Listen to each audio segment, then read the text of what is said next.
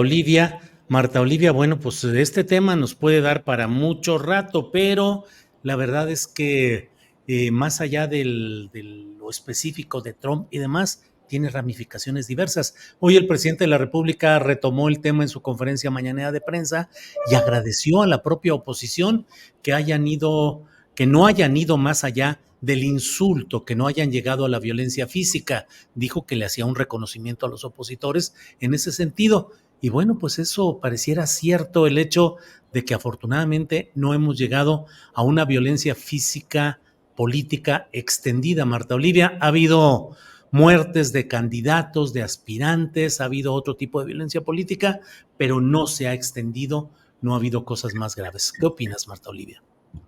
Sí, para abordar este tema me gustaría dar un poco de contexto sobre la oposición política partidista y los que dicen representar en nuestro país.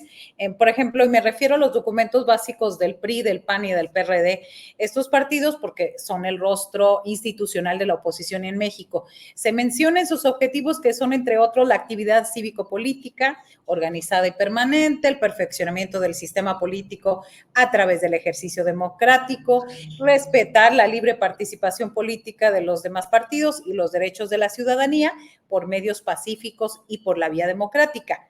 Ahora sí que flaco favor le harían estas instituciones si rompieran con sus lineamientos y optaran por llamar a la violencia o la agresión contra Morena y aliados. Además, son estos partidos quienes históricamente han condenado el uso de la violencia que no sea por medio del Estado para conseguir fines políticos, como quedó establecido en la década de los 70 con la Guerra Sucia. Y recordemos también que tanto el PRI como el PAN avalaron la represión y persecución de grupos y organizaciones, incluyendo grupos guerrilleros en el pasado.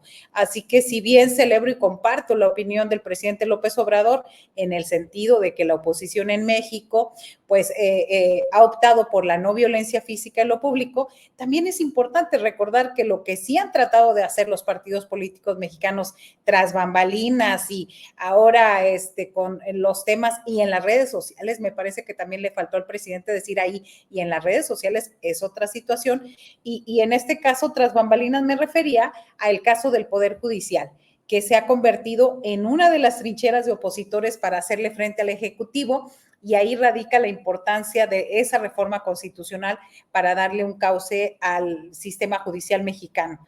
Y bueno, también habría que recordar que un sector de seguidores de los partidos opositores en México han expresado públicamente, al menos en redes sociales, que no ven con tan malos ojos que un país intervencionista como Estados Unidos tome cartas en el asunto y meta presión o algo más que eso para poner orden, entre comillas, a las condiciones político-social en nuestro país. Así que sí se celebra, pero me parece que es más de forma, porque estos en redes sociales, estos hashtags de narcopresidente, ya no me acuerdo si me quedé en el 45, 46 y también en el caso de Claudia Sheinbaum, pues también es otra forma de agresión política, pero sí, en efecto, a la física no se ha llegado.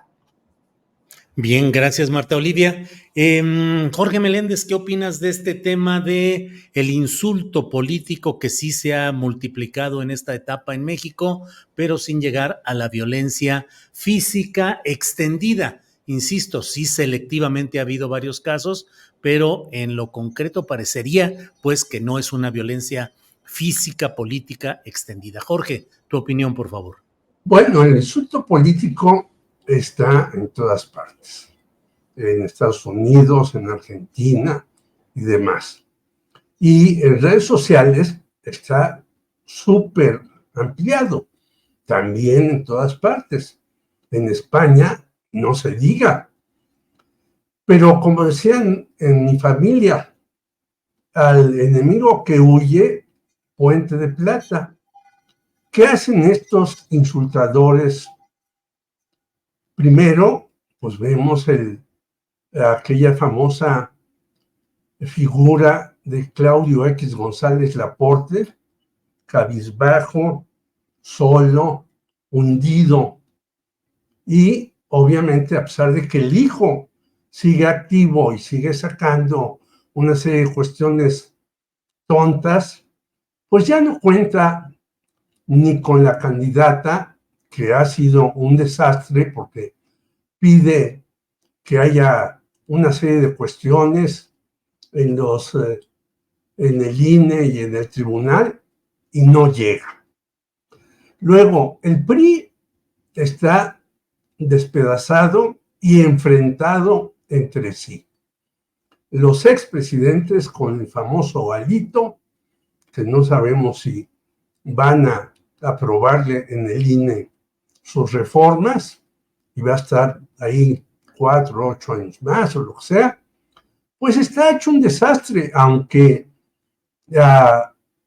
pues digamos, la pelea es entre caudillos, pero las bases del PRI pues están totalmente decepcionadas o ya pasadas a Morena o ya quietas.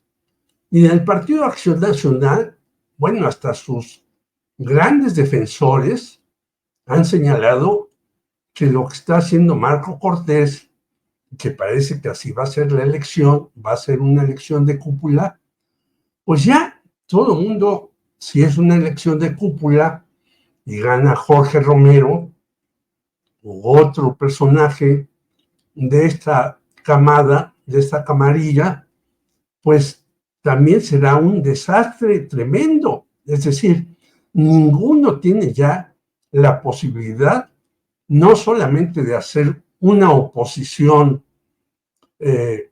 vigorosa, fuerte, que empuje teóricamente o ni siquiera políticamente.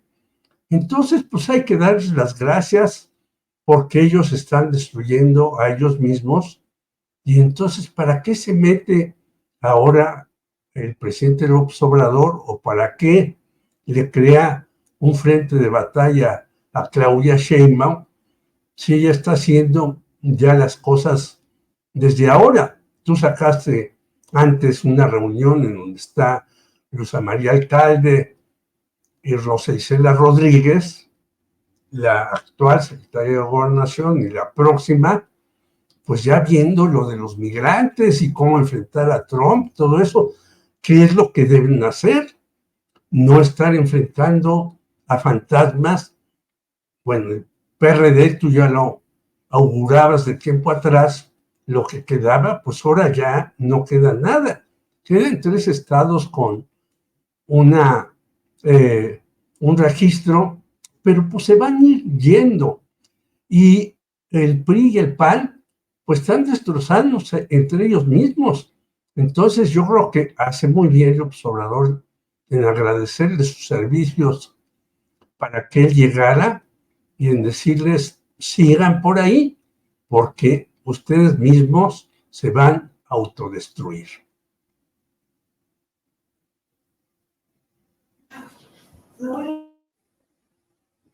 No se escucha. Es que pasó el camión de la basura y le puse, lo enmudecí para que no siguiera todo, perdón. Salvador Frausto, sobre este mismo tema, ¿cuál es tu punto de vista, tu opinión, por favor, Salvador? Sí, el insulto político dentro de la guerra electoral y postelectoral ha estado presente.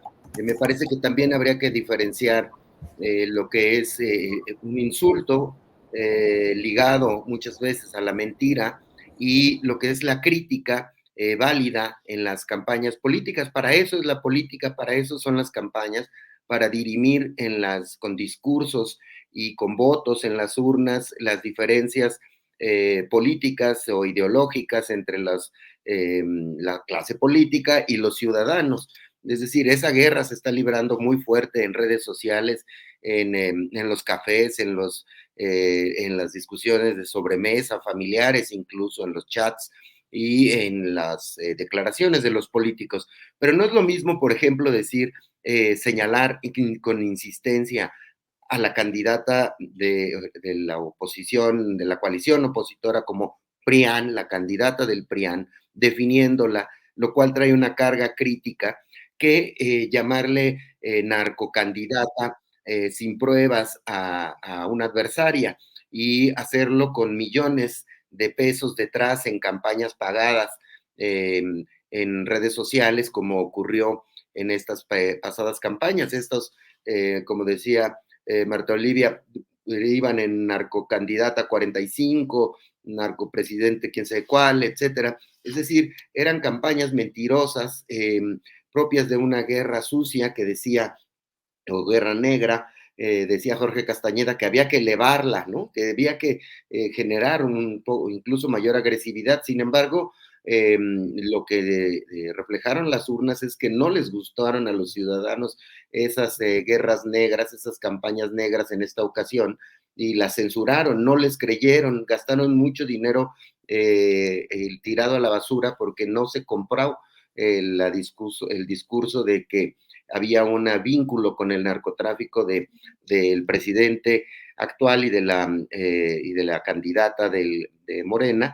Entonces, no les creyeron, como tampoco este discurso del fraude, de la elección de Estado, en el que insiste Xóchitl Gálvez, es decir, de esta frase que se ha hecho famosa durante muchos años, de no entienden que no entienden, siguen anclada a la oposición en tratar de demostrar un fraude en las elecciones, cuando hubo una diferencia de más de 30 puntos entre Claudia y Xóchitl, y siguen insistiendo, y vemos a Xóchitl otra vez fue con un montón de links a ponerlos ante las autoridades electorales. No salen de ese discurso en vez de reinventarse, generar una propuesta de alguna manera. Me parece que mientras la oposición sigue extraviada en discursos que solo les convencen a ellos mismos, solo se alimentan entre ellos estos discursos y no se dan cuenta que la mayoría de la sociedad no los abraza, no les cree, no está en el tono de querer escuchar eso. Por ejemplo, en las mediciones que hacíamos en Milenia, a mí me llama la atención que hacemos en Milenia, me llama la atención, por ejemplo, que el xochiloverismo, los seguidores de Xóchitl, emprendieron desde hace algunas semanas la retirada de redes sociales, ya no están tan activos, son muy tímidos, ya ha bajado muchísimo el insulto político de su lado, no están participando, por ejemplo, en la discusión de la reforma judicial, son muy pocos, son estos líderes más bien ya muy ligados al PAN, los que siguen en esa jugada, pero la gente ya no está jugando, no está apoyando esta discusión, por ejemplo, de la reforma judicial. En cambio, otros ciudadanos están entretenidos ahorita, la mayoría, en el tema de Alito. Ahorita ese es el tema que les interesa, o apoyar la reforma judicial. La gente está apoyando ese tema o señalando de manera crítica la opulencia de los jueces, los ministros y los magistrados. Entonces, me parece que esa oposición extraviada en algún momento tendrá que entender que hay que cambiar de banderas y de discursos, y qué bueno que no lo hagan, digamos, a nivel nacional por la violencia física.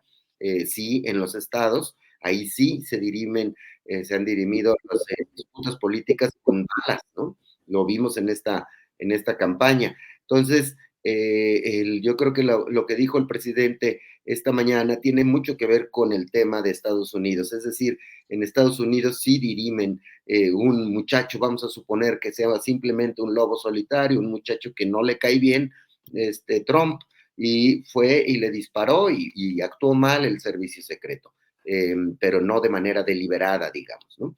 Porque además en el currículum del muchacho hay dos datos, por cierto, contradictorios, y con esto cierro.